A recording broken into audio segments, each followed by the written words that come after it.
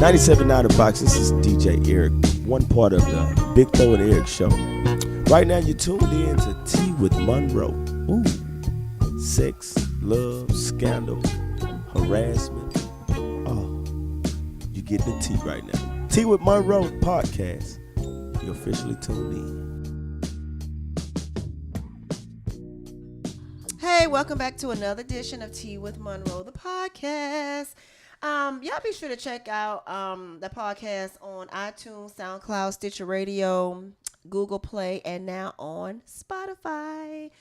Yes, finally we made it to Spotify. We're in a big lead. Also, rate, comment when you go to iTunes, and also you're able to participate in the conversations via SoundCloud and share with people. Sharing is caring.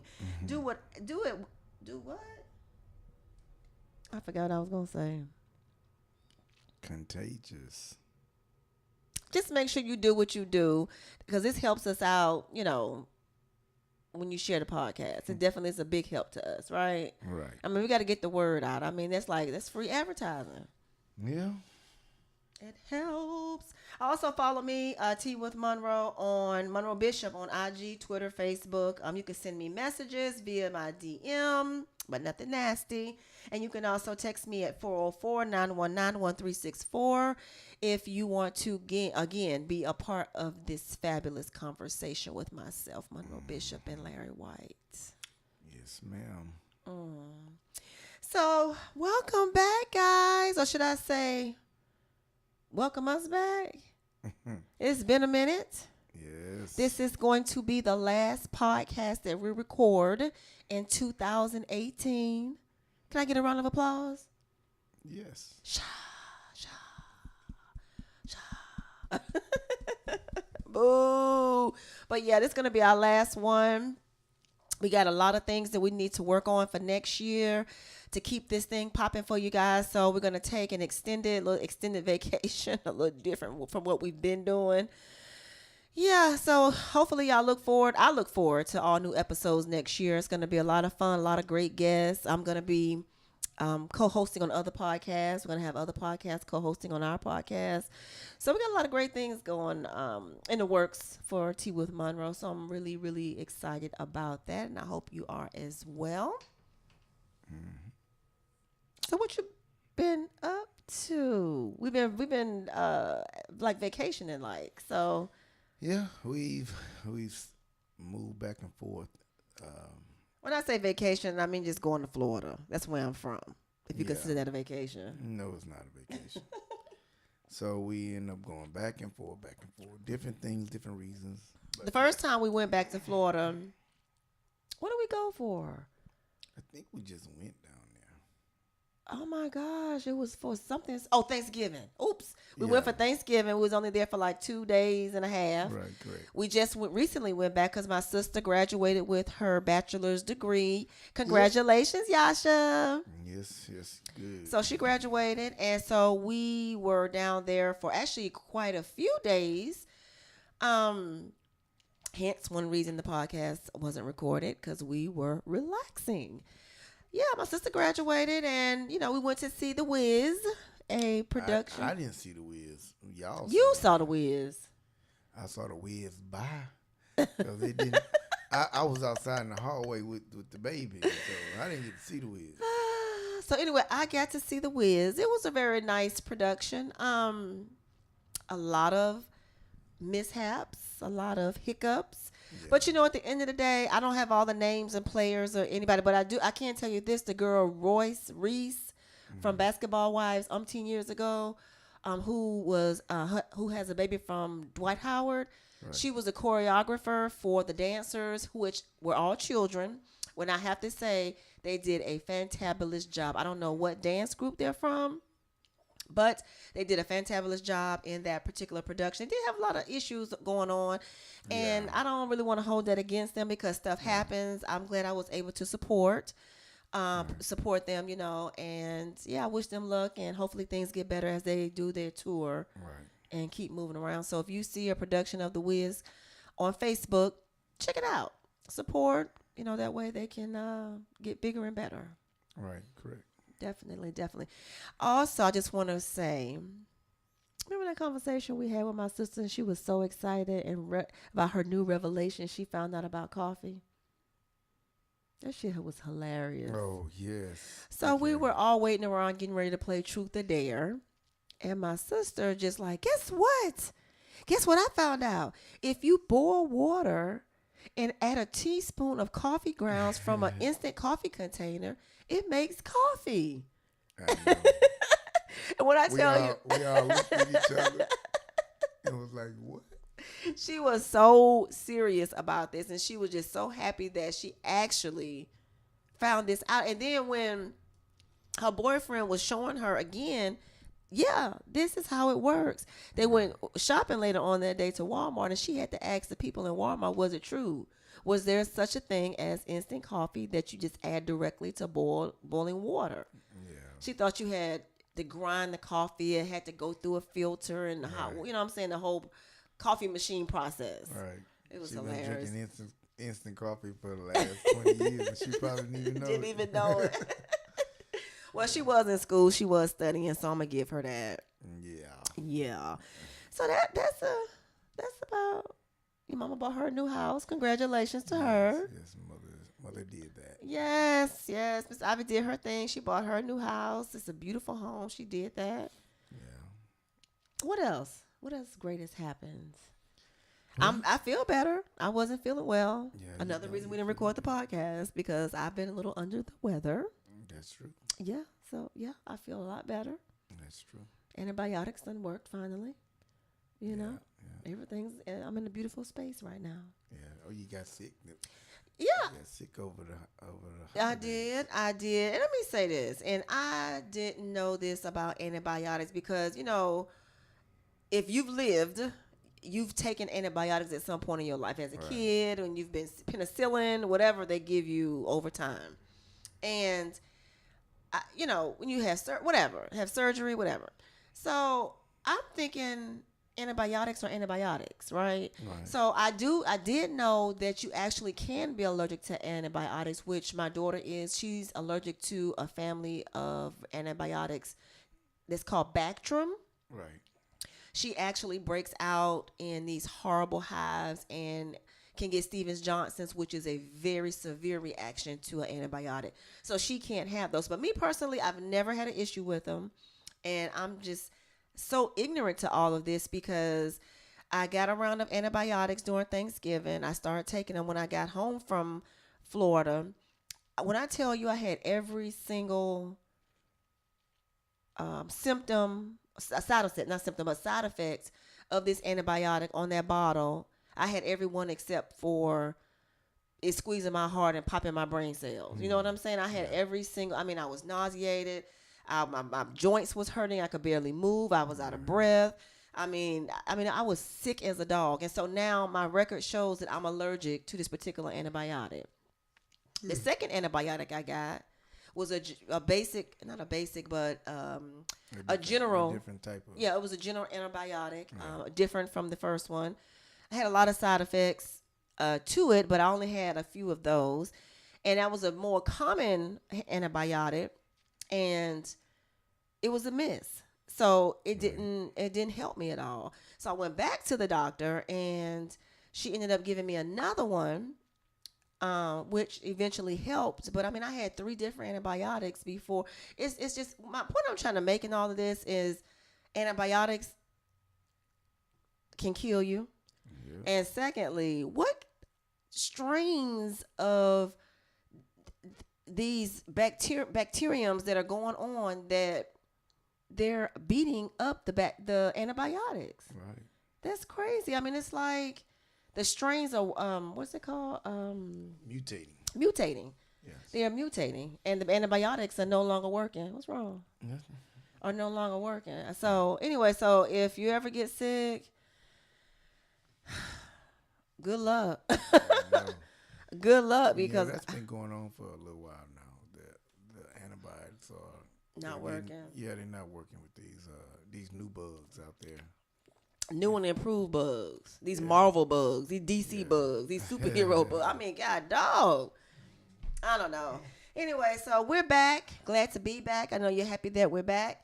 And I'm just going to go ahead and get right into it. So today, for our final podcast of Get right into 2018, Yes. we're going to be talking about cheating. We're also going to be talking about unhealthy long-term relationships. And we're gonna talk salon talk, just a few things that when I went to get my hair done, that we were bumping around in the salon. So it's just random topics that I thought were interesting. They just what do you think type stuff. Right. So, first of all, I want to start off with unhealthy long-term relationships. So I watch Love and Hip Hop, and Kim Bella is one of the, I was going to say characters, one of the Supporting cast. well, no, she's actually a main character. Kim Bella, heavily silicone. She's Silicon Valley boobies, Light skin. stomach sucked to the gods, Light skin, blonde hair. I think literally coming from. She's Hispanic looking. Yeah, this is her right here. She's I think I know you're talking. She's with Jules Santana, and she's fighting with Yandy this season over some silliness. Let me see. This is her right here. She just looks like she's genetically modified. Beautiful girl, but she looks genetically modified. It's the one that was pregnant. She was at one point. If you see her in person, though, she just looks like she's one of them sex dolls. Oh, well, you saw it in person. Well, I see her on Love and Hip Hop, and then, I follow her on Instagram, so she just looks. I don't watch this that much, so. Yeah, I have a hard time watching this one as well, but I'm back in this season mostly for the topics because we get some good content from there. Anyway, so she's with Jules Santana, who I want to say came up with that Lil Wayne crew. I think he's. I could be wrong, but from what I understand, Young Money. yeah, he's a very good rapper. He just, for whatever reason, didn't make it out. Lil Wayne made it out. He just didn't make it out. But I heard that he should have because he's just that good. But I don't know personally.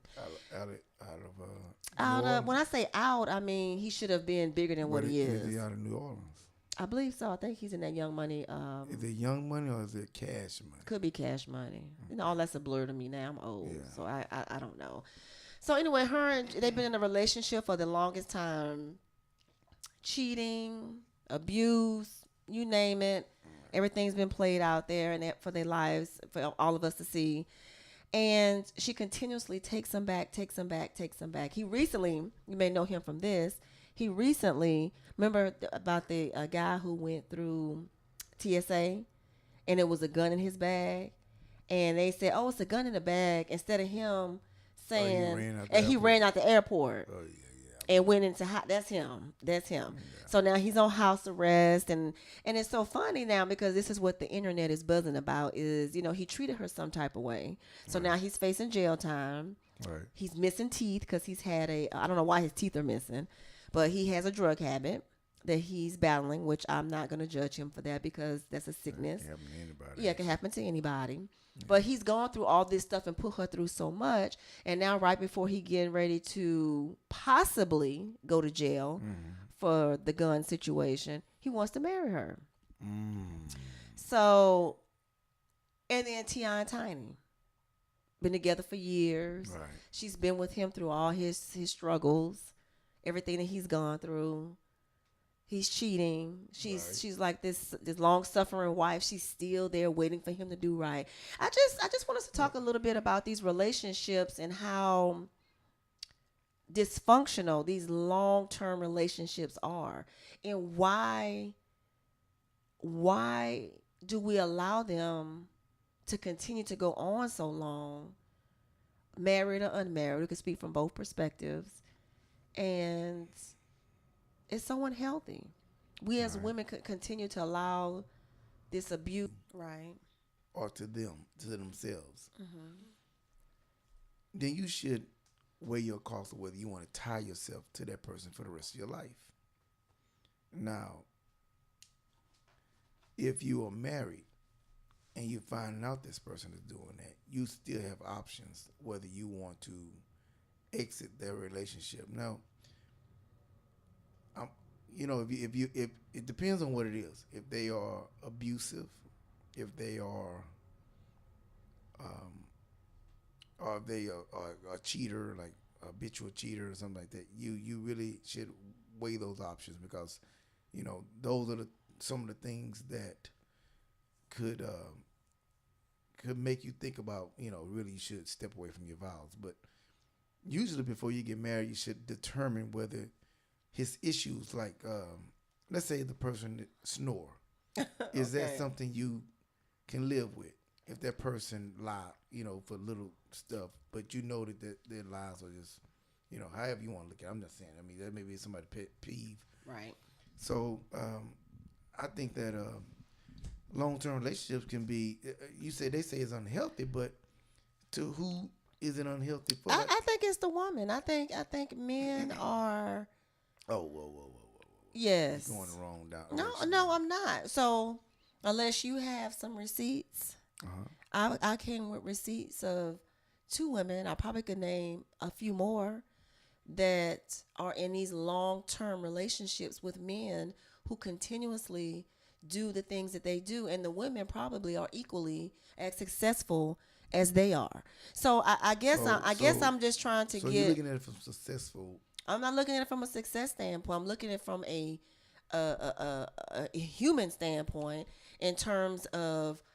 I'm just gonna say women because that's How do you know what the women? that's the are doing? POV I'm they speaking just haven't of. got caught. They just don't. What? No. That's No. not fair. Let's not go there. I'm just saying. I mean, let's be real about it. People. Let's just be real. I don't know T.I. and Tiny personally, and during the course of their relationship, she has said, "I've done things too." You know what I'm saying? But nothing to the point. So it's nothing She's not sexual. gonna- It's how not you know sexual. Well, but you tell me because it is a double standard because typically if a woman does step out She's of never gonna say that. She's never gonna tell. She's gonna keep, because it is gonna be a frown upon her in a certain way. and do you think T.I. would stay with her if he knowingly knew that she had actually had sexual intercourse? I know. Now he knew she was hanging out and conversating with people, Right. but nothing about her having sex with anybody has come up, and no man has stepped forward and said he's had sex with her. And probably won't. I mean, my whole point is, there's people do stuff that don't mean they're gonna go and just admit to it. It's the same way as a dude. If he's not caught, Let's just be real, Larry. Let's just keep this 100% real I because am. honestly, Right. it's usually the woman is Cheating. the suffering. No? Okay. Is the long suffering person in these long term situations because we will hold on to a relationship longer. Right. We are more accepting of our men cheating I think than women men value relationships. that more value than men. exactly. Yeah, We I do. believe it. So we will make excuses. We will say, well, I did it too. I'm gonna think, who was that? Who said No, that? no. Oh, I know who that was. That was another loving hip hop person. Yeah, but she probably did do some stuff. She that said nobody knows about. Tammy Waka Flocka's wife. He outwardly, he's a rapper, so he was cheating. And then when she finally got tired of, she's like, I'm done, and she walked away. But then when they got back together, she was like, well, y'all attacking my man, but I cheated too. They was like, you cheated? She was like, yeah. And it was like, well, did you have sex? Well, no, it was conversations, but I liked the person. But so it's like, So if the opportunity was there, she probably. but would she have. did. But my point I'm trying to make is, it's like we make excuses. We continually make excuses for justifying why we are putting up with this bad behavior from our men. And let's not take a position of him against her. Let's just look at what But the reality But is. that's what no.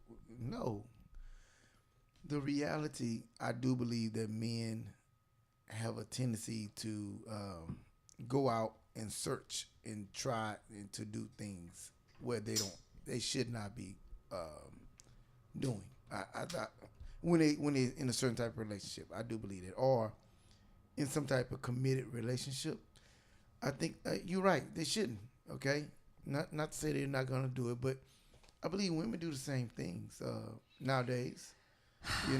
Maybe not on the same caliber, but I don't really know that. I mean, you hear about stuff all the time, people doing stuff, and you know, I mean, I don't know.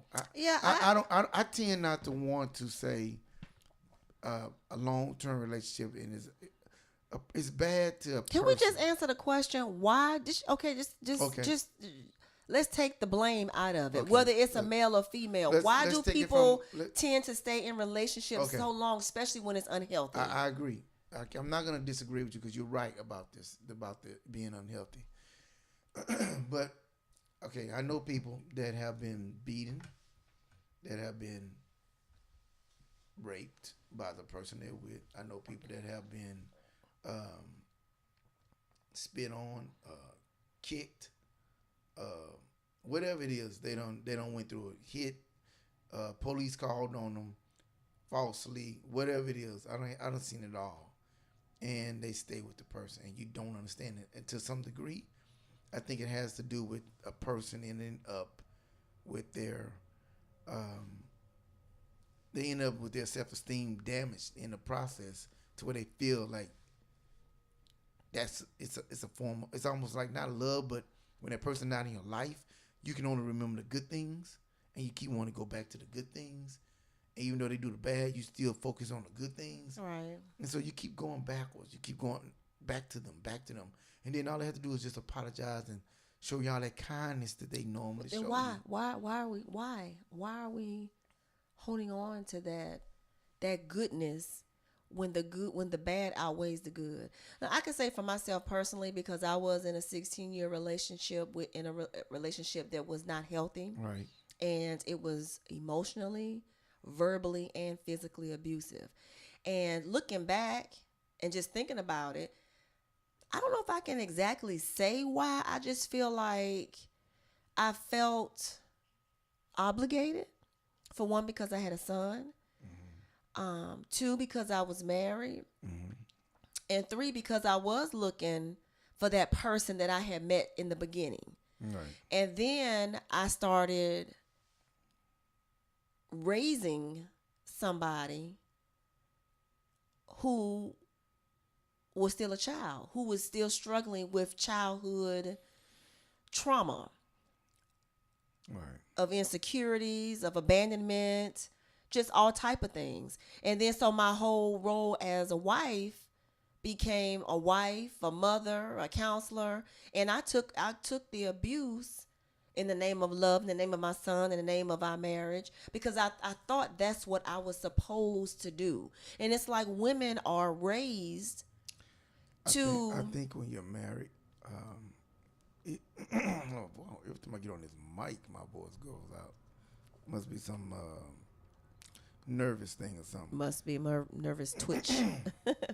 But it seems like with women, or not just with women, but with people, when you're married, and I think this is not a bad thing, but I would only give the exception when you are married.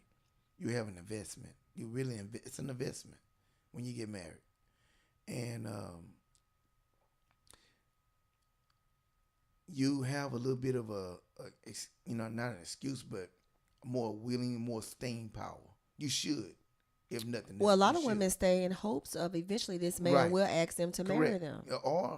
Well, see I would disagree with that. But again, it goes back to what I was saying, that women are raised so differently than men. You know, we are groomed to want to marry, nurture, be in this white picket. I don't think not anymore. I don't think that's the case. Probably not anymore. But I could tell you, people around our age or a little bit younger. But then it doesn't have to be direct raising. It could be what we see in society, what we see on TV, what women intuitively want to be with somebody and for somebody to love them. Yeah. And it's financially stable, to able to whatever that means to you, and just feel security and safety and just being protected and just taken care of, and it's hard when you lose sight of so much when this person that you loved turns into somebody that you start tolerating, but you still, it's like the lines are blurred. You don't know what it is anymore. You're still looking, and you're still looking for that person, and you still want to be with them. And it's hard when you lose sight of so much when this person that you loved turns into somebody that you start tolerating, but you still, it's like the lines are blurred. You don't know Right. for that person. You know what I'm saying? You're trying to save their soul, and their soul can't be saved. You know what I'm saying? And then we get into these relationships where we're not whole people. We're not whole people. We come half-assed into a relationship looking for somebody else to fulfill. Because I know for me personally, I was looking for somebody to fulfill a void, you know, and looking for somebody to protect me, to because I didn't have a lot of confidence, and to me, he eluded confidence. But in the end, he was a coward Right. because only cowards manipulate, verbally, physically abuse somebody that they care about. Cowards do that. Right. But and I don't have all the answers. I just know that, and I know, and again, I said this on one of my posts, and it was a reference to Cardi B. And like I said, I'm not in the business of telling people to leave their spouses or anything like that. But you do need to do soul search. You need to choose yourself. And choosing yourself doesn't always mean you walk away from the relationship. Is that you choose to be in a relationship differently. Well, yeah. If they're gonna stay in a relationship, there needs to be some real work. Not just you apologizing publicly or whatever that is. It needs to be some real. In the Cardi B situation, any scenario like that where habitual cheating or whatever, Right. and you decide that you are going to go back, and now it's public, so it's kind of a like if she do, it's a bad thing, and if she don't, I'm rooting for her. I'm actually rooting for them actually, but if let's say they get back together, you don't need to just get back together and that's it. It needs to be before we get back together. All of these things need to be being done, and these things need to be there's a requirement. And that's not even just with Cardi B. That's with us in everyday relationships. That's with everybody. Because, like I say, you need to choose you. Right. In the midst of the dysfunction, when you choose you need to say, "This is what I will no longer tolerate. Right. This is what I expect." Right. Now, tell me what you expect. Right. And we work through this. You know what I mean? Right. But I think it just we get so lost. I can't even tell you when I woke up. I just can't. It's such a blur. I need to really think about that and come back and revisit that. Right. Because at some point I did wake up and realize this is not for me. I don't know what that straw was that broke the camel's back. I don't know what made the fat lady sing. I don't know what it was. But I realized that this is not what I wanted for me anymore. And it wasn't healthy for my kids to see me going through the things that I was going through, because it wasn't just affecting me, it was affecting them also. Now, I'm going to say this. Outside of cheating, if there was, I'm not going to say what was happening, but outside of cheating, or outside of abuse, you should have been able to make that work, regardless. If that was in the play. But that's delusional. No. Let me tell you something. That's delusional. Now you're going to get biblical on me. No, I'm not. I'm not just. It ain't about biblical, but it is about biblical. But it's not. I'm not. My example is not about biblical. I said in the beginning, you get married, and if you don't know what the isms are, but you accepted this person, and you find out he has isms, well, you don't accept them. So at this point, you should make that work. You don't. But at what cost? At the sake of your sanity, at the sake of your safety? Outside of abuse. Okay, what would define abuse? Is physical, that mental, verbal? Well, I'm not going to say verbal. Come on, man. Come on. I'm going to say physical. I'm going to say physical abuse. Verbal and mental abuse are worse than physical. Well, hold on. Listen to my full thought. Outside of physical abuse and outside of habitual cheating or cheating, you should be able to try to make it work. For example, if this person is verbally abusive to you, then you have a choice to communicate with them or not. He can do whatever, you can say whatever he want. You have a choice to do whatever you want to do, whether it be physical, whether it be whatever it is. If he's talking to you in that way, you can cut off your communication with him. You don't even have to you can separate and say, I'm not going to be with you, because of these. Now, at some point, there will be a divorce that comes into that because somebody's making a hard decision and somebody's not willing to deal with it and change. But outside of those things, there should be no divorce. You know, physical or sexual abuse, and I'm speaking of cheating also. There should be no. It's nothing you should not be able to work through. Well, you saying that from a biblical standpoint. Those days are over. No, they're not. Listen, let me just say They're this: not those over. days, Those days are over. Those days are over. If a woman or days, a man stays in a relationship those with days somebody are over who because is you said beating it's them, over. I'm saying it's over because it is over. No, those days are over. The reason society, you got what I do. These people, the reason people do that is because they have an out. The reason, that's why. I'm not talking about people who are looking for an easy way. I'm talking about people who have been in long-term relationships and have endured some stuff. It gets to a point where a man, he may not be physically abusing you, but he verbally and mentally whips your ass so bad that you don't know whether you coming or going. Women, this is not a man or woman thing, but women are the ones that actually whip you with their words most of the time because that's how they fight back. Okay. But hold on. But at the same time, that doesn't mean that he should just up and leave you. He should hit you because you talking trash and you cussing them out and making them feel some sort of way, and he haul up and slap you. No. My whole point is what I'm saying it can work both ways, and you always giving yourself an out if you just run from verbal. Once again, I'm not talking about the female or the male that's running. I'm talking about the person who has stayed and endured and can no longer take this. Whether you're married or not married, I think is. There's a point of separation, but I don't believe in. Well, I know you don't because you come from a biblical standpoint, and this is why a lot of people do not go into the church anymore and talk to male preachers who encourage them. I'm gonna pray for you. I don't know. We're gonna put.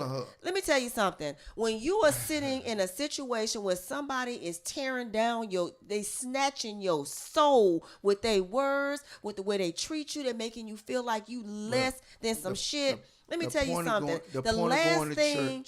The point of going to church is to get, if you ain't at a good church, a real church that's going to actually put the right words in you while somebody trying to take them from you, the point of going to church is for you know how to deal with that person. How do you deal with that? You tell me, how do you deal with a person? Well, you've been together for 30 years. You've been together for 30, 40 years. Your kids are grown. He been mentally beating your ass the entire 40 years you've been together, and finally one day you wake up and you say what? You go to church every day. You faithful to God. You pray. You've been doing everything that God has asked you to do, and everything that you've learned and what you're supposed to do as a woman and as a wife and as a mother to your children. And you finally said, you know what? Fuck it. Enough is enough. You can leave. No, hold on. Don't get me wrong. You can leave. You can go. I'm not gonna say that they don't have that option. You have options. You can leave. But what I'm telling you is you're married. Now, bottom line, it boils down to your belief system. It boils down to your belief system. You're right. You can leave. But how are you going to feel about it? I'm going to feel fine. Because guess what? When I lay my head on the pillow at night, I'm going to be at peace. But without somebody in my head, I'm asleep, and he there with a microphone, wham, wham, wham, wham, wham, wham, wham. So that will make you. Now, like I said, you go get the right things put in you. That's why you're supposed to go get the right things. See, you know what? Let me say this. This is why that what you just said, and because that belief system has been instilled in people for so long. Correct. This is why people stay in situations that are unhealthy for unreasonable amount of time. First of all, you're supposed to go get counseling. If that person is abusive, you go get counseling yourself. And if you a Christian, you should get Christian counseling. If you want outside Christian counseling, that's fine. But that counselor gonna probably tell you to leave. If that's the case. But my point is, and we always come back to this, you can't. I personally can't give somebody advice. You say you're not down for people telling people to leave their marriage. Right. You say that. I'm not. But at the same time, you got to have a basis of why you say that. Because it's not my place. It's not your place to tell them leave any relationship. It's if not. That's the case. You're It- saying that because you know what marriage means. You saying it because you know what marriage means in the eyes You know of God. what? No, you know no, what marriage means no. biblically. You. That's your words. That's your experience. I'm saying that because as a woman, I don't want anybody. Because let me tell you, emotions and feelings when you're angry are temporary.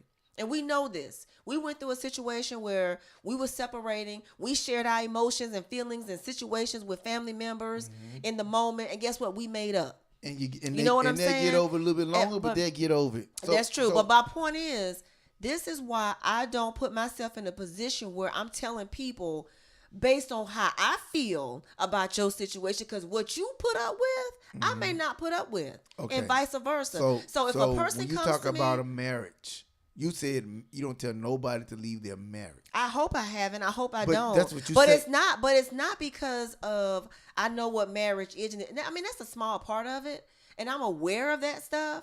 But I don't want nobody telling me, girl, you better leave your man. I wouldn't put up with that. That's wrong. He did what? No, you don't tell nobody nothing like agree, that. but- You teach people how to take care of themselves. Now, you can how do to that. heal Exactly. And themselves what am I- and let them come to their Okay, own so- decision about so- whether they want to be in that relationship. So let me ask you this: they take care of themselves, but they still married. They can do that too. Whatever they choose to do, but you're not going to hear from me. Now, if somebody is, I'm just gonna tell them I wouldn't suggest it. They got choices. A person can get. I'm not going to tell nobody to stay or A leave. person can get in or stay out of a marriage. I'm saying in a marriage, that's a little bit. That's a high step for me. And what I'm gonna say is this: that marriage has some foundation. That marriage has a reason, and I'm not going to go and say, he doing this and that, and that, man. Nah, you need to get a divorce. I wouldn't do that. Well, what about if, which we're going to talk about next? What about if she cheating? You know that she's cheating. You know he knows she cheating. And if you didn't tolerate that type of stuff, I would leave her. I would leave her. I would do this. I would say this. I would let them know what their options are as far as what I'm going to tell them as far as cheating. That you have options now. You have a different set of options. Because let's take it back to when we went to the monologue, and the guy stayed with his wife through several affairs. You was one of the men was like, heck no, it couldn't be me. But that was they me. was married. But hold See on. what I'm saying? That was that was me. But what I'm saying is, if a person decide to deal with that and to work through that process and patient enough, see, you got to remember what marriage is. Christ is married to us. So when you become a Christian, you marry yourself to Christ. That's what it means. So you know how many times we don't have an affair over God when He said don't do something and we do it. Let's have an affair with. That's like having an affair. Okay. It's like. Or when certain things, I'm gonna just put it to certain levels, but yeah, it's like having an affair. When He tells us not to do something, when we marry Him, we're saying we're going to try to and He know we can't completely do it, right? Because we human. We're not a deity like He is or like Christ is. Right. So we can't do it. Right. So He forgives us. Right. So if that man chooses to forgive and to try to help her work through her process. If that's what they're going to decide to do together, work through a process, then that's his decision. Now, me personally, there's certain things that I can probably forgive on that level. I have before. But the thing is, how many times you can do it to me before enough is enough. Enough is enough to I can't handle it. Or either if I am there, I'm just like numb. I'm like, dude, I mean, it ain't even the same though. You know what I'm saying? Right. So there's a little bit of and people probably have done that before. You know what I'm saying? So I'm just saying that and I can see physical abuse. If somebody's coming and beating your butt every day, I can't tell but you know what marriage is, what it stands for, and what it's based on. Right.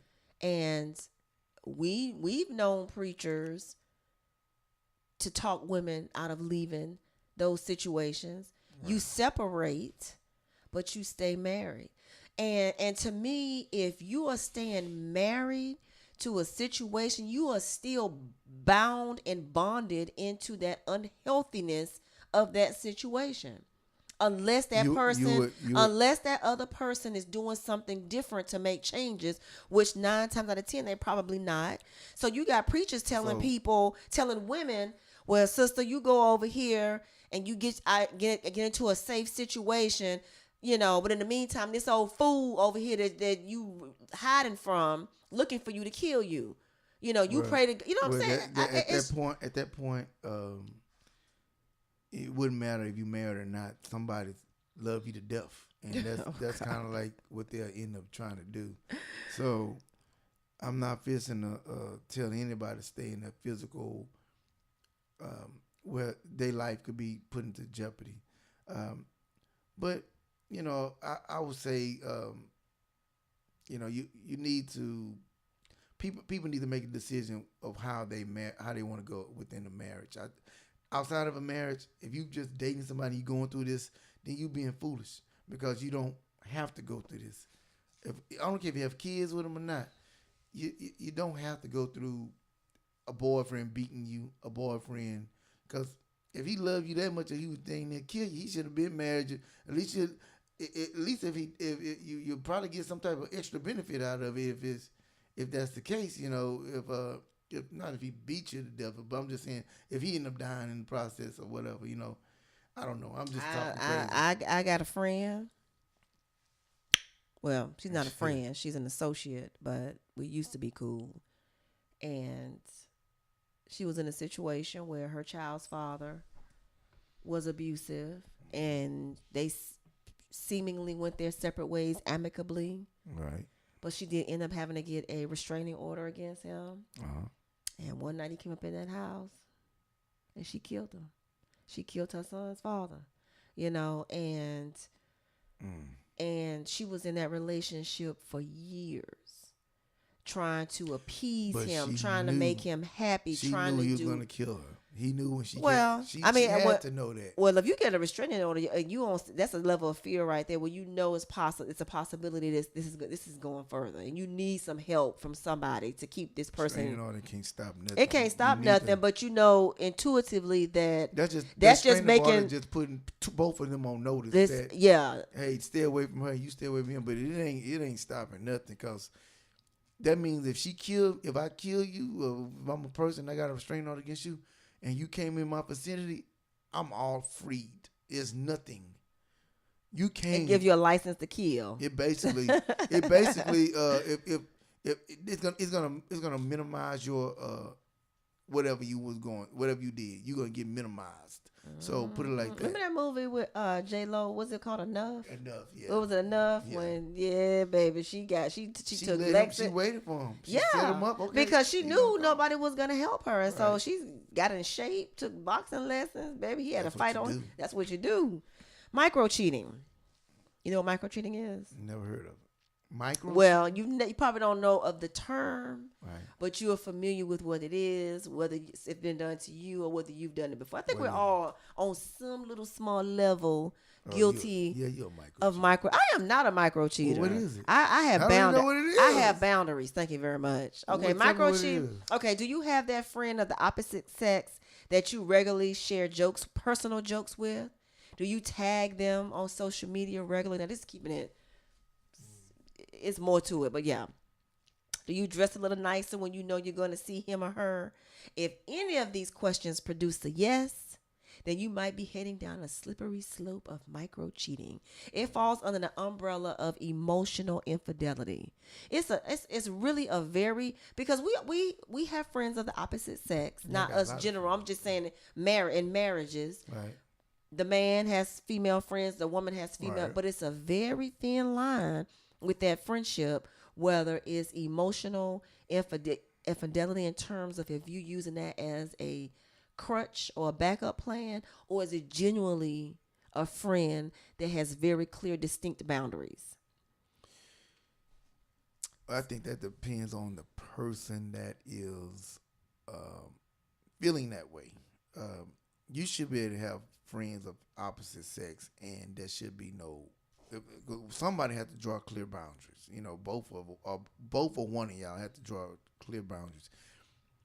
So when you start caring about how you look to your friend, or y'all got your own little inside jokes, or I don't think that matters. You can have inside jokes, or you sharing stuff with them that you don't share with your spouse because your spouse don't understand you. You may be talking about your spouse.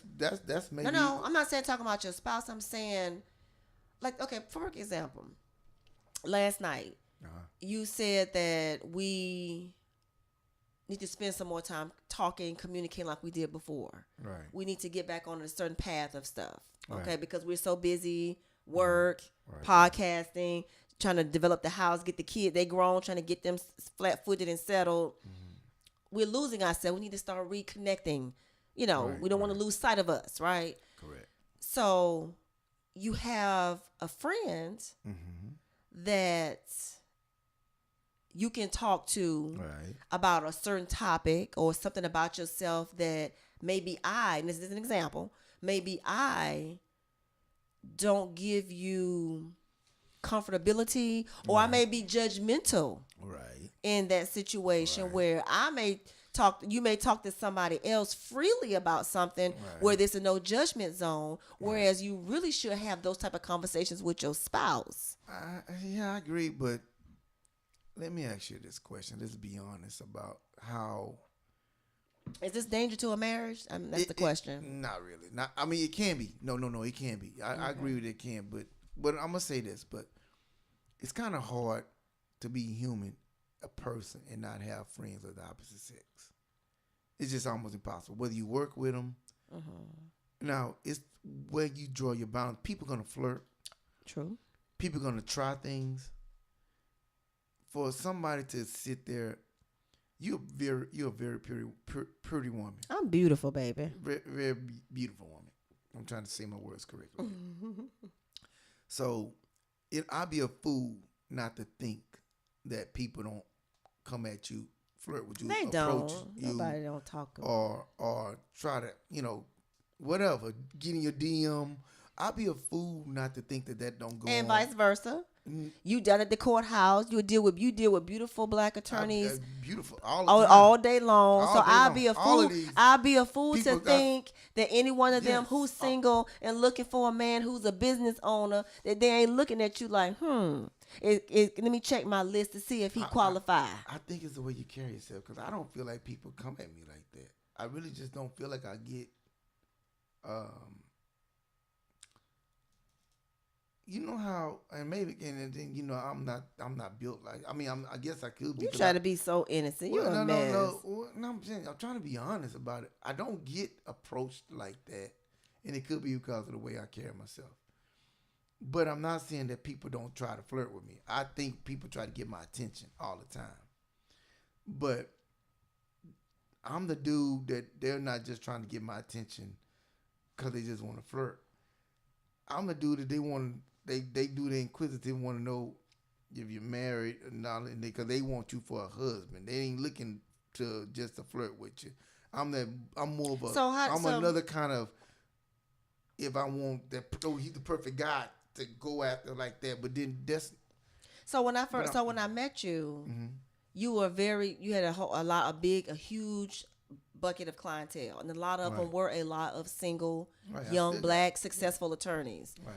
And you were a friends, really good friends with a lot of them, because when I met you were dealing with something personal, and they were your sounding board. They were your friends. So, and the problem with micro cheating is you're having this relationship with somebody you deem in your mind as a friend, but you don't even realize when the boundaries have been crossed and something is being done wrong, especially if you're sharing your emotions with them. So that comes down to this again. If it was a homeboy, and I'm telling them homeboy stuff that I don't tell my wife, is that considered I know what you're saying. I'm playing devil advocate here a little bit. We need to talk about how this affects marriages. Well, I believe that. Like I said, like I was telling you, that it depends on the person that is married. whether they Let's- both married, let's- whether they both married or not, if they are looking for something out there extra, But that's the thing. That looking for something and you that they little need bit to of have boundaries. I mean, there's a level of boundaries where a person steps over and you know it's a no, it's an uncomfortable. I've had this conversation with Yasha and Pat on a previous podcast, and I think it's very dangerous to have relationships. It's not dangerous to have a relationship with the opposite sex. It's dangerous to have the type of relationship with them where you feel like you can only share certain things with them and not with your spouse or with your person you're dating. I think that's the difference for me. I don't have a problem with you having friends, but whatever you convey and discuss with them, whether you should be able to talk to me about those same things. It should even if we have an issue with that type of conversation, you still should be able to talk to me. And I should be the first person that you talk to. Now, I think that you can probably go and say, I agree with that. hey, I don't know, Susie, me and my wife what if maybe it's about- get a, as a sounding board to get her opinion on right, it, that's what I was but saying. not to get into a because what's going to happen is because it's such an emotional conversation with us, Mm-hmm. you getting her input. You don't want to say, because you can fall into telling her too much, whereas you talking about me now because it's an emotional thing. That's true. So it can lead to stuff. That's very true. And then the person can formulate their own opinions. But I think if a person get to know a person, people have issues. People do things, and I get that. So. Do you think with cheating, it's an infidelity gene that is apparent, or is cheating really a choice? Is cheating in both. genetics? I think it's both. How so? We know people in our lives who've cheated. I know. Yeah, I heard my dad was a beast. I got something to worry about. It's genetic. I heard it's bad. Mine is too. I'm gonna tell you now. When I told you when you get married young, it can be dangerous. Remember I told you that? I got married at 20? I was young. I forgot what it was, but I was young, and I didn't really do a lot. So when I was young, I was not a cheater. I never did. That wasn't my thing. I'm not saying it wasn't my thing. It wasn't that I could. No, I didn't have that. Like I was attractive to some other women or whatever like that. I was in a church and I was disciplined. I had to learn to discipline myself when you're married.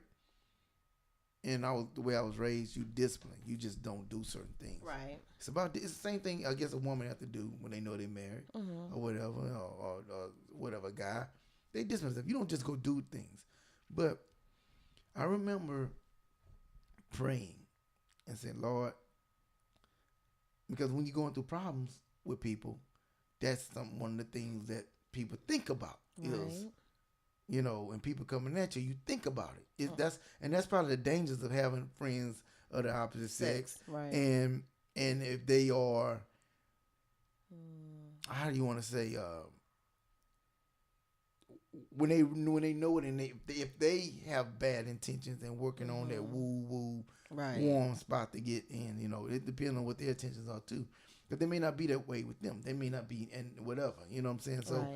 So I just think that could be dangerous there. But I remember praying about take that thoughts away, take those kind of feelings or whatever away from me, because you will go through problems and you will want to do stuff like that, but it's a discipline thing. So, but you said, you asked me the is question. It genetic? Because so we know in some cases that I believe that everybody are built a certain way. Some people are built where they have a high desire for.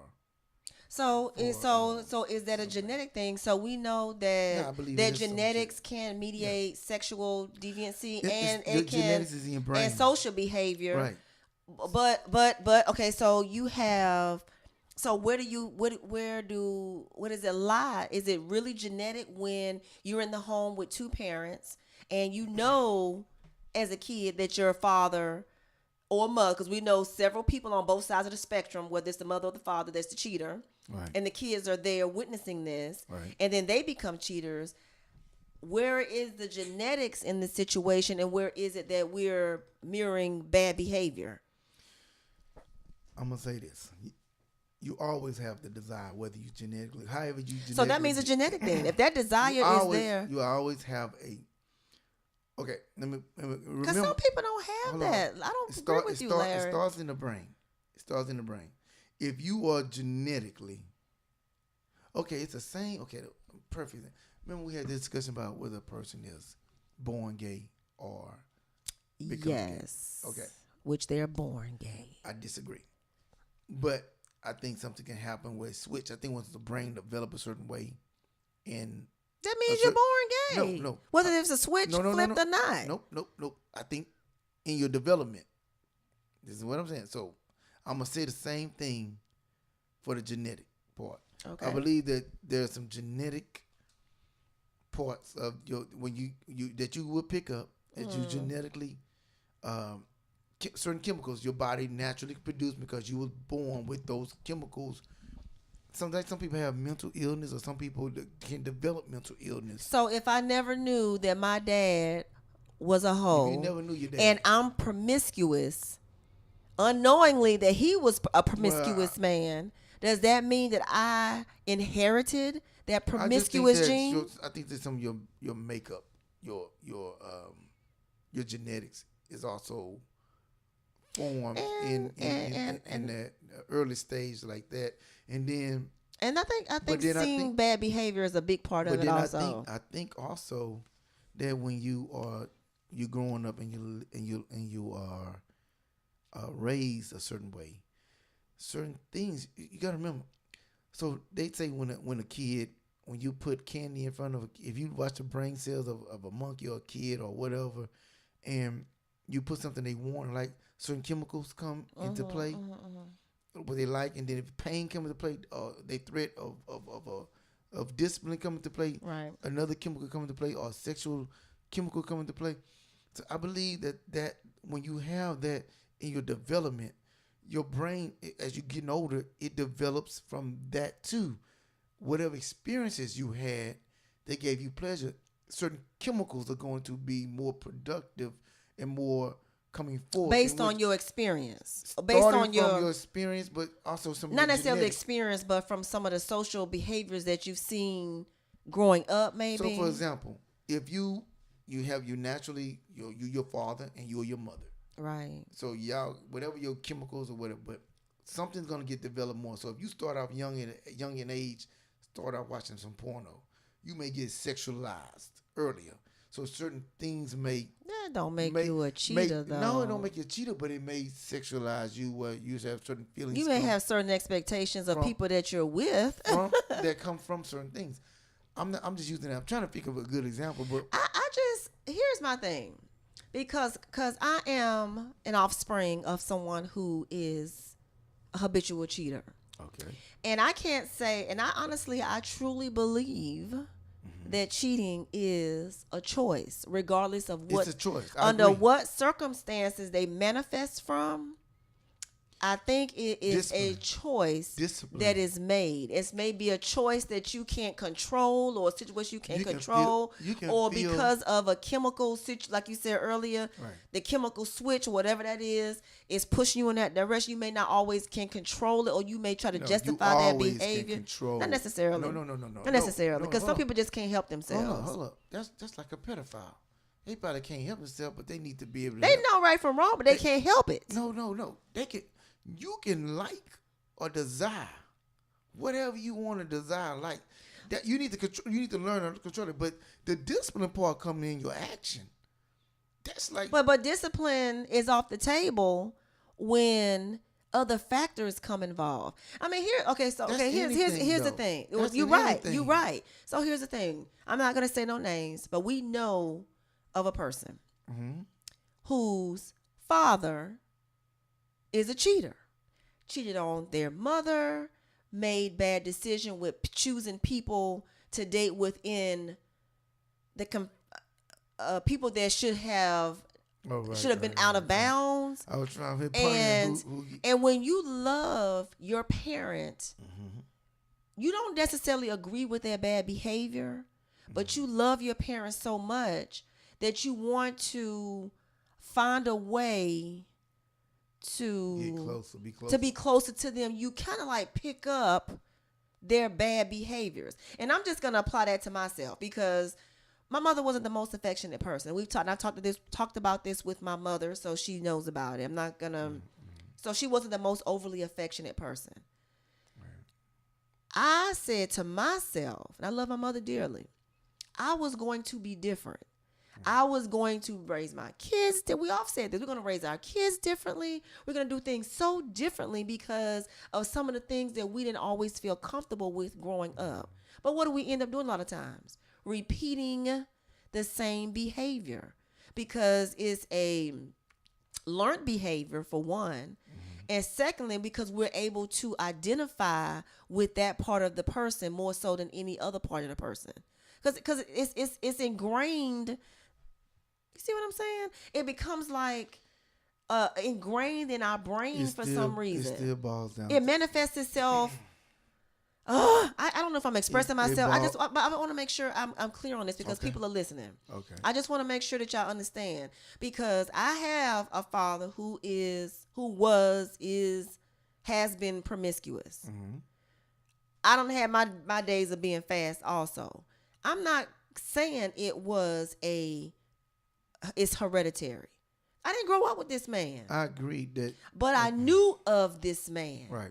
I loved him so much that I wanted to relate to him. No, I be accepted by him. Right. So even though he may not have known that I was doing things that I wasn't supposed to do, in my mind I felt I was closer to him because I was doing those things. Maybe he could see that part of me and maybe he'll treat me differently as a father because I'm just like him. Right.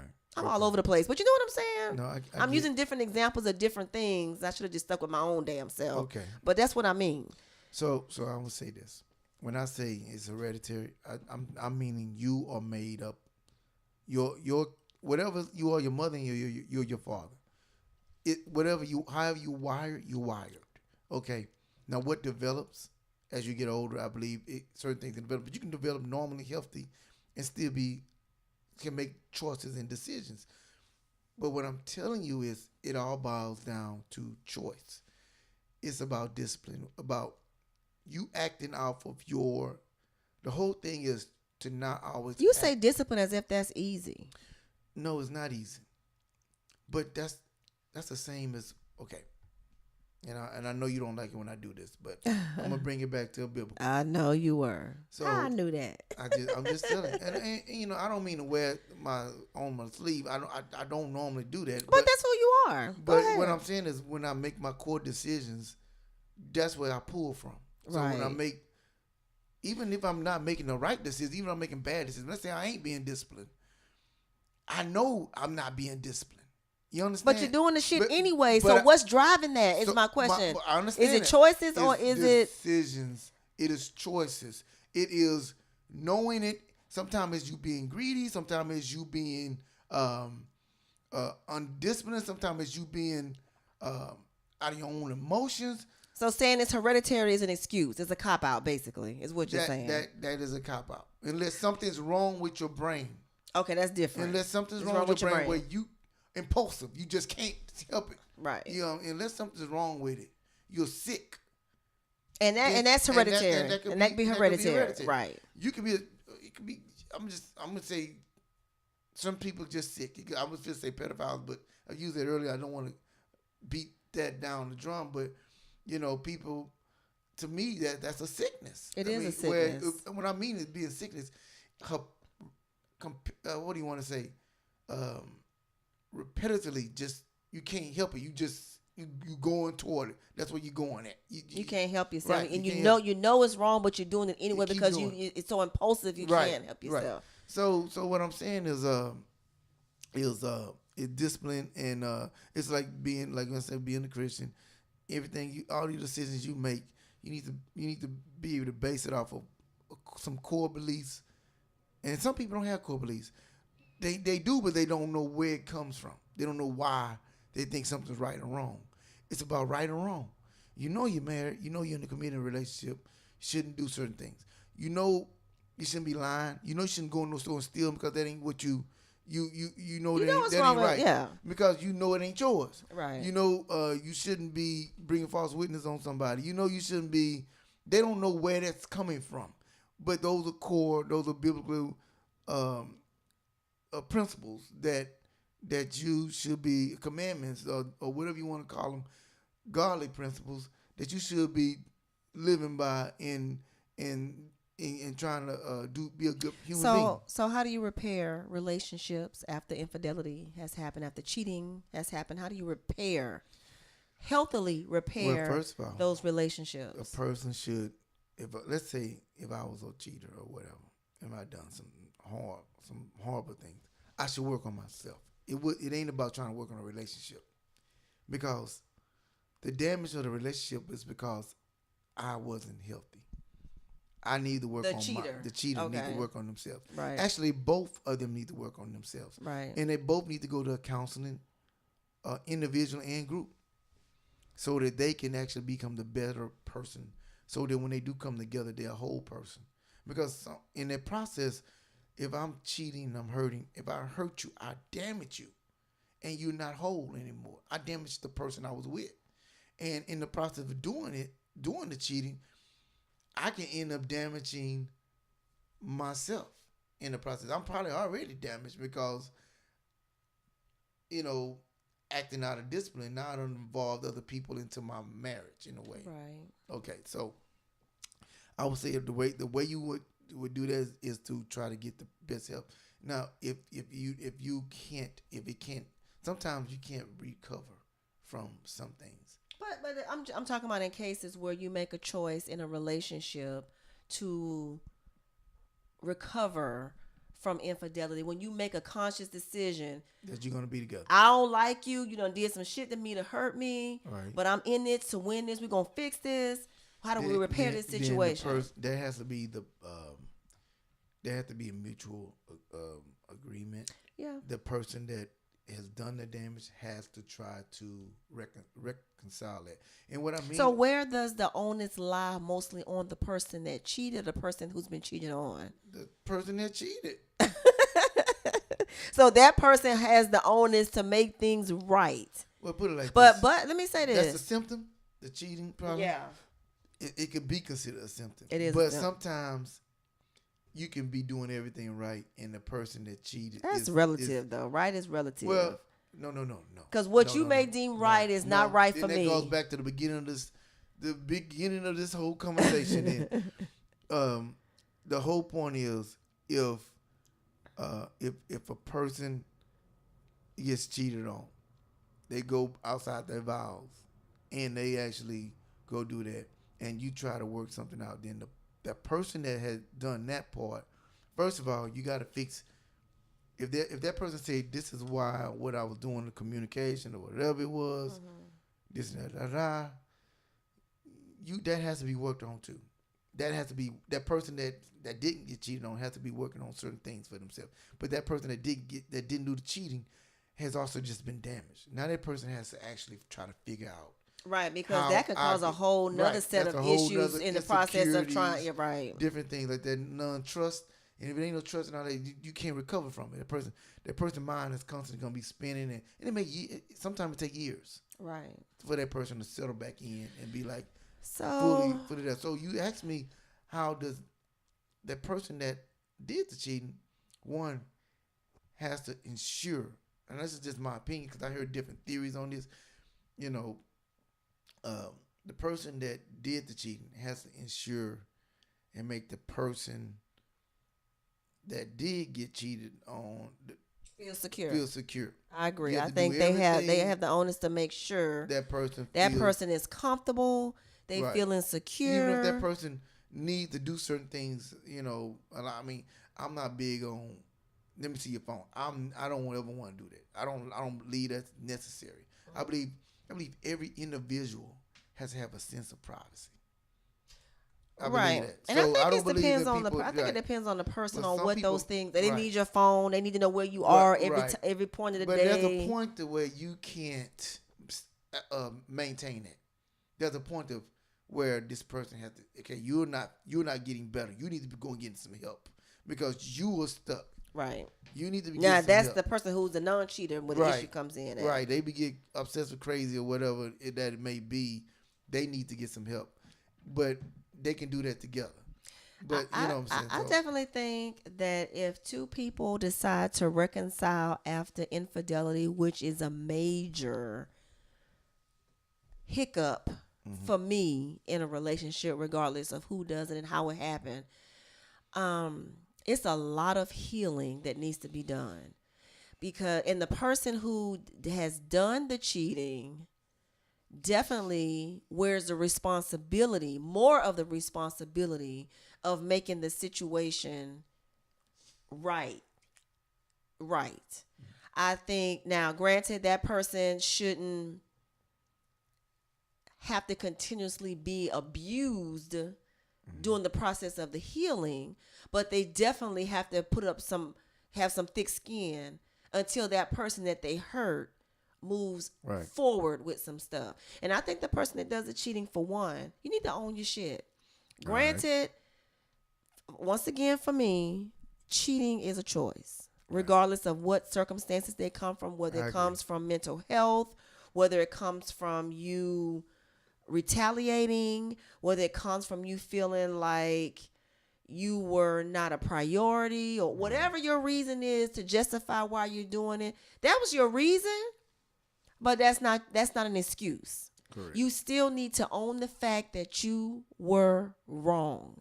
And I think that's the first step, like saying in AA, my name is Monroe, and yes, I have a problem. You know what I'm saying? So you need to own it, right. own what you did, Correct. and start making steps from there within yourself. Now, you can't help the other person that you cheated on other than to help them feel secure in the relationship.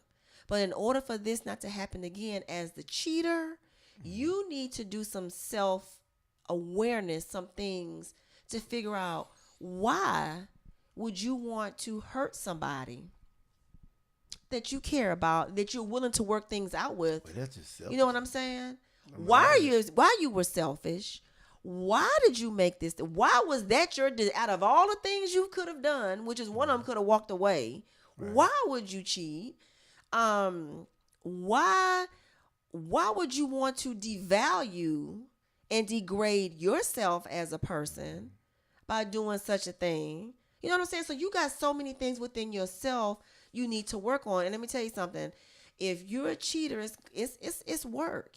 You really have to do some self-work on yourself to figure out, because that is... Isn't it lying, cheating, stealing, killing, all these things in the Bible, but that there also, I don't know, it's like adultery.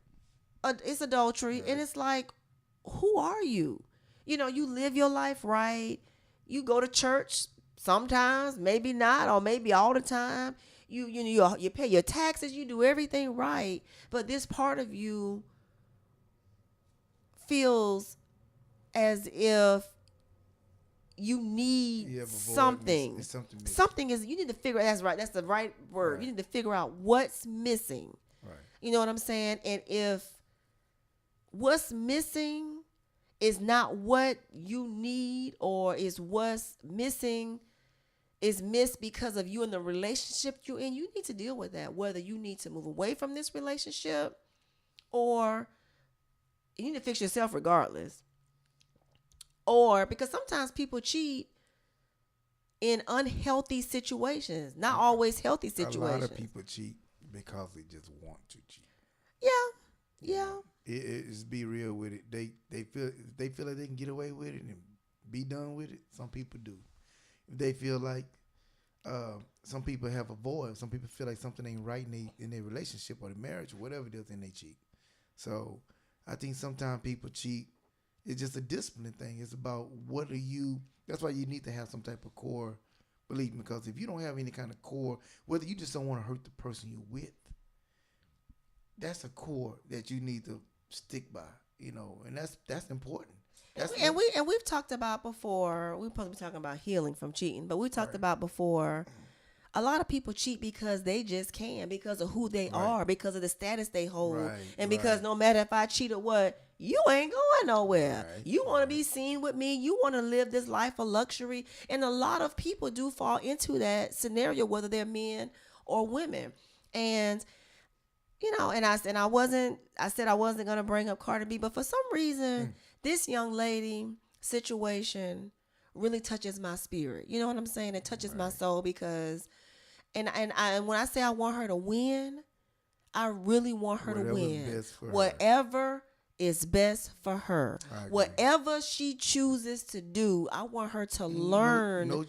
No judgment. Whether she stays with her husband because that's her child's father, whether she decides to move on. I want her to win because I want her as a woman. To me, being at the circumstances, she does have options. She married him knowing this, but she did marry him. So she has a lesson to learn. You can't change nobody. She can leave. She can leave. No, I give it. She's married, and this is something that I can say that, hey, I would leave if I'm not saying I will, but I'm saying I can understand it if she decided not to go back. But if she decided to go back, I can understand it. But she would need to know that there's some work to be put forward that has to be done. On his part. And her part, right. Yeah. And, because... And you know what?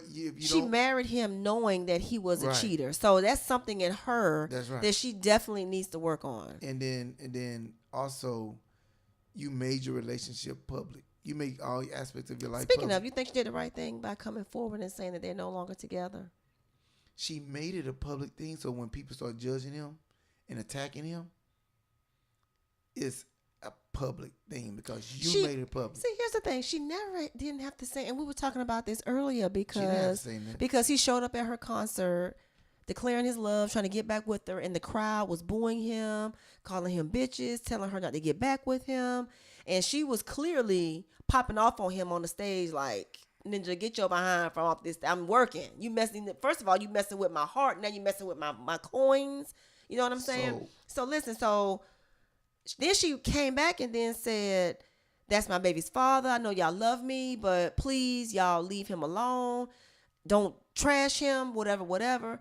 So, but you made him available to that scrutiny when you made it public. Yeah. But people are actually agreeing with her, saying that she has a right to say and feel and do things to him, but nobody else does. But I think she the one that created that. She made it public, so he had to go through a public setting to try to win, fix it. Right. She made it public. She works out for public. So he has to go public to show her that's what it is. He don't want to be public. Like, I don't know him like that, but I don't think he's like a public, everything I show, everything and and we're talking about how to repair, right? We were talking about how to repair a situation after cheating. I commend him for humiliating himself in public and begging her. But here's the thing. And he did humiliate her. But here's the thing. That could be for show. He's an entertainer. Entertainers are actors. They do stuff for show. You will have to show me on the continuous, quiet, day-to-day basis changes that you've made in yourself to make this right for me. Because this is not the first time you've cheated. So I definitely think that's the work that you have. That's the work that you have to put in, and we decide whether we're gonna move forward. And I think we need to stop judging people. If someone decides to stay with somebody after they've cheated, and if that's something that you won't do, then that's something that you say you won't do. But what I've learned in life, don't ever say what you won't do, because that will be the shit that you end up doing. You know what I'm saying? That'll be the stuff that you end up doing. Okay.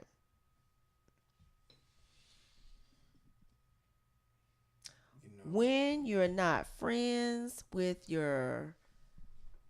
when you and your spouse have friends outside of the marriage, and I don't like your friend or you don't like my friend, how we doing this? If I don't like your friend, I'm having your birthday party. I don't want his ass there, which I like your friends. Everybody seems pretty cool. How can we help somebody who we were talking about this? I brought this up because I was in the salon a few weeks ago getting my hair done, and that was one of the things that somebody in the chair brought up, that they didn't like their spouse's friend. They couldn't stand him, couldn't stand to be around him, couldn't stand to be around his wife. But of course, because her husband was, that's his BFF. He loved them. How can you exist in a situation when that happens? When it's easy. how? If my friend doesn't like my spouse, the person I married, No, not your friend. I'm your spouse. I don't like your friend. He's cool with me. Okay, so I don't like his ass. Then things that my wife has put together, I'm gonna keep her away from him. I'm not gonna bring him around, and I just let him know, man. You know she don't like it. She tell you. So I'm not gonna do that. I'm not gonna go around. I'm not gonna bring her or him around her. But if they have things that he have a function on an event, and he invites me or us, and you choose not to go because you don't like him, but I decide to go, I'm gonna go because that's my friend. So that's really simple. I'm gonna go to the events and things, or we're gonna do things outside of you. Because you don't like him, we're going to end up excluding you. Now, it has to be a good, valid reason that you don't like him.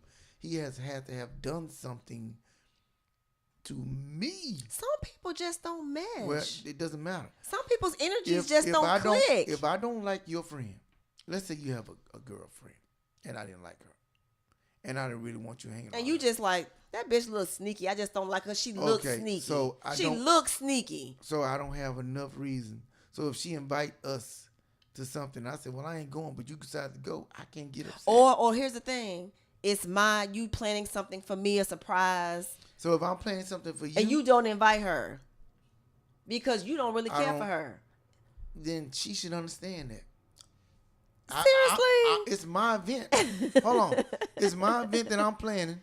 But what about me? It's your event you planning. How about how it makes me feel? I'm sorry, but if you do something for me and you decide not to invite that person, I have a cousin that doesn't that have a certain feeling about me. Yes, and I don't like their ass either. But go ahead. So if she invited, if you know that, and she invited you to something, would you go?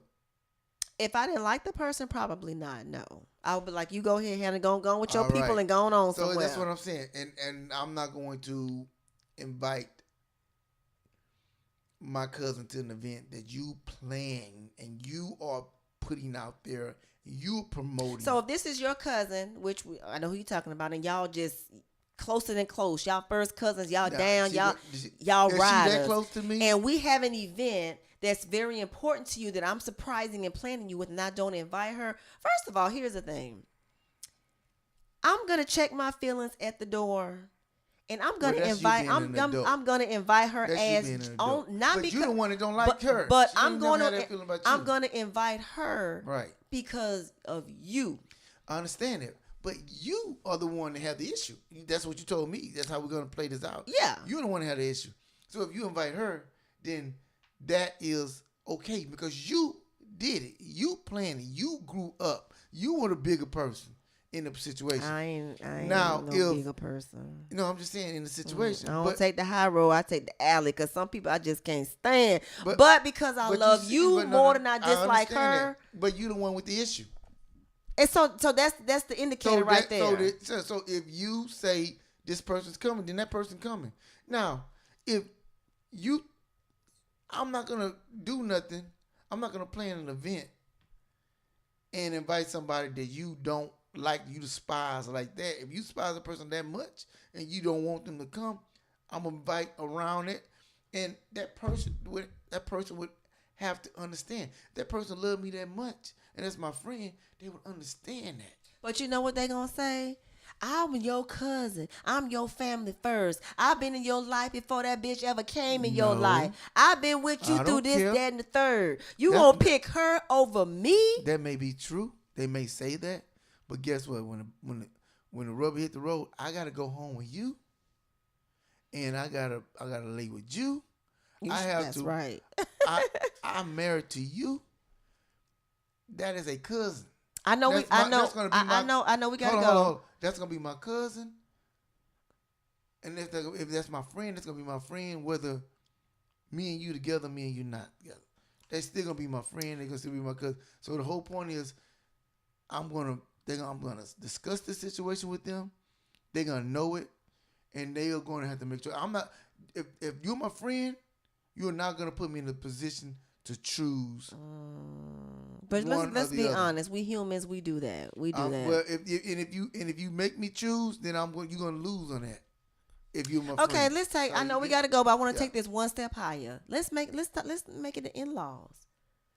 I don't like your people, or you don't like my people. Then we probably not gonna be married too long. Really? So that's a different. That's different than friendships and first cousins. It depends on when you say you don't like them, because if they didn't like you, that's their problem, and if you didn't like them, that's your problem. That's what that's something that you're going to come to. I'm not going to ban your mama from my house. No, I don't even care how bad your mama, if she whatever she did or whatever. But suppose my mama just low down dirty. Or your mama just low down dirty. We need to both be in on agreement on how we're going to deal with each. Let's be realistic about this. In-laws, very listen, realistic. but no, I'm talking about realistic in the sense of how common this is. It's very how common. some in-laws are just so freaking difficult, and I can't be personally dealing with your family. I can't say that I've had any issue that would just sever or make the situation where I will make it hard for you because that's your family. Because nothing has happened. They have not done anything to me nor I to them to put you in this position that makes you feel so utterly uncomfortable. However, we've had our challenges. Now somebody staying with you or somebody living in a situation or something like that, I can understand it a little bit. To me, how do you as a husband rectify? Because it's your responsibility to bring your families together. Correct. Your family with your first family, which is God, your wife, and your children, and your extended family, which is your mom, your sisters, your brothers, your aunts, uncles. How do you or me bring those? Because ultimately, you are the vessel. I'm going to honor my mother and I'm going to honor my father. Mm-hmm. I'm going to do that. Help somebody. I need you to help somebody who's going through this right now. I'm going to also love my wife. Right. So I'm going to do that in the perspective of discuss that with my wife. If it's unreasonable, unthought of, I'm not going to not invite my parents to something that's important to me. And I would expect my wife, if my wife want to do something, my parents are not there, then everybody can leave. Now let's keep this real. Let's keep this real. You've got a little agitated with me before in the past when I would not attend certain events that was set up by your family. You got a little agitated with me. You can stay, but I expect an invite to be put out there. Well, but you hear what I said though? You would get agitated with me when, for example, Mr. Throw my mother-in-law out there, which I love you dearly. You would, when we was in a space, they would have events, and I'm like, I'm not going. That energy's off. I'm just not willing. Mm-hmm. No, I'm not going. You go ahead and be with your peoples. I see you when you get home. You got a little. You got agitated with me. I did. That is agitation because at some point, okay, it's how often that's going to happen. If that's whose fault is it? Is it my fault or their fault? We're not vibing each other. If that's how it's going to be, this is what I expect. I expect my spouse to be the better person. You always told me that. To try to be the better person. Why is it always the spouse? Hold on. I expect them to act accordingly. If they're being disrespected, and I know about it, I see it. But that's the thing. Even if I didn't know about beauty is in the eye of the beholder, so is bullshit. So I may see the bullshit that you don't see. If they are being disrespected and it's brought to my attention, but I'm going to deal with it. if they're being disrespected, and if my spouse is being disrespectful to my mother, that's a problem. You should give each other parents the same respect. I agree. Even if my mom was being a jerk to me, I should give her the respect she deserves. Right. Regardless who her position. Our mothers now, are. I don't have to be around her. Now, if I choose not to be around her, that's a different thing. Right. But that's like me telling you can't go around your mama. What kind of person is that? Who would do that? I don't care if I wouldn't even tell one of my stepchildren they can't be around their parents. Even if they just a deadbeat dad, I would never tell a child. But right. But you can't tell somebody to be around your parents when they not vibing in your parents either. Yes, you can. Because on some level, we as people, we know. It's the same thing. What I say about a marriage. We know how. What did I say about a parents marriage? are. Hold on. What did I say about a marriage? I said you may not know, but see, when you marry somebody, you marry everything. You kind of marry into a family. You don't just marry that person. You see, people want to get mad at we separate. You got to cling to me. We're on. Yeah, you are, but you also married into a family. You part of it. So when you marry somebody, you kind of gotta learn to deal with some of the things that are even like you say something unbearable. You remember I said, and this is cheating on you, like beating you. Mm-hmm. Now, if my mother is jumping on you, whooping your butt, which ain't gonna happen. I don't know, man. You always talk about your mama can fight. I'm just saying, but if that's the case, then I would expect that the same type of principles apply. You need to be tolerant. It's like going to a Thanksgiving dinner. You don't like nobody to come around there, but you're going to deal with it, and you're going to do your time, and you're going to leave. You know you're going home. I just feel like, and we're just talking generalities here because this is a very common thing that happens with a lot of families when it comes to in-laws. I think the person that you're married to has the onus of protecting their wife or protecting their husband when it comes to family. When I say family, I mean mothers, fathers, sisters, brothers, uncles, cousins. Because we know who our family is, right? We know who our family is, and we know that we have challenges with our family, and they love us. So if a person that they don't necessarily love off the bat having challenges with them, it's gonna be twice as difficult for them to navigate through that stuff. So you know this. So don't come to me talking about that's my mama. But damn it, you know damn well your mama get on your nerves. So how you think your mama is on mine? Well, she's on my last. People tolerate. I just feel like, let me finish because I let you talk. I just feel like as the spouse, the husband or the wife, you own the responsibility of making the situation as amicable as possible. And if if there is no way to do that initially, then you need to stop, drop, let everybody go to their separate corners, and let things come as they may. Let the relationship build as it may, and not allow your personal feelings to become the issue now, where you're attacking your family or attacking your spouse. Because it has to be a healthy middle ground in the situation.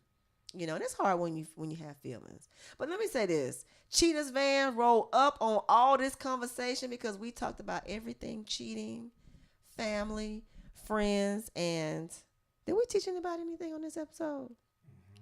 You think so? What did we teach them? Listen to Larry. Don't cheat. And if you do and you want to stay, it's a way. Cheetah's Van, come on. Whatever happened to Cheaters? Remember the Cheetah's Van would pull up and everybody would jump out, the cameraman, the person who trying to catch the person. That was out of Dallas, wasn't it? Yeah, I think so. We need to get them back in stride because that Cheetah's Van was something crucial. Anyway, Merry Christmas, everybody. Happy New Year. I cannot wait to talk to you next year in 2019. I hope the rest of your year are not the last days of your life when it comes to 2000. Because let me tell you something. In 2018, I've been seeing so many memes and comments out there like 2018 walked the dog with people in their lives. They snatched their soul. It took their firstborn. 2018 was like living 3 years. I mean, damn. Can we just have a positive year? I don't know. But anyway, I wish you all the best. Again, Merry Christmas, Happy New Year, many blessings. What's the other stuff out there? Happy Kwanzaa. What's the other stuff? I don't know. Whatever you celebrate, happy. Tell everybody Happy New Year, honey. Happy New Year, guys. He's so fake. He's sleepy. See you later. Thank you for tuning in. And also, if you have an opportunity, check out my podcast, Just Tiffany Podcast, on SoundCloud only. And we are out. Over and out. I appreciate everyone who is listening to the podcast today. If you have any questions, comments, or topics you would like for us to discuss in future episodes, email me at twithmonroe@gmail.com. You can also contact me on my DM via Facebook and Twitter at twithmonroe or on Instagram under Monroe Bishop. Thank you, and everyone have a blessed day.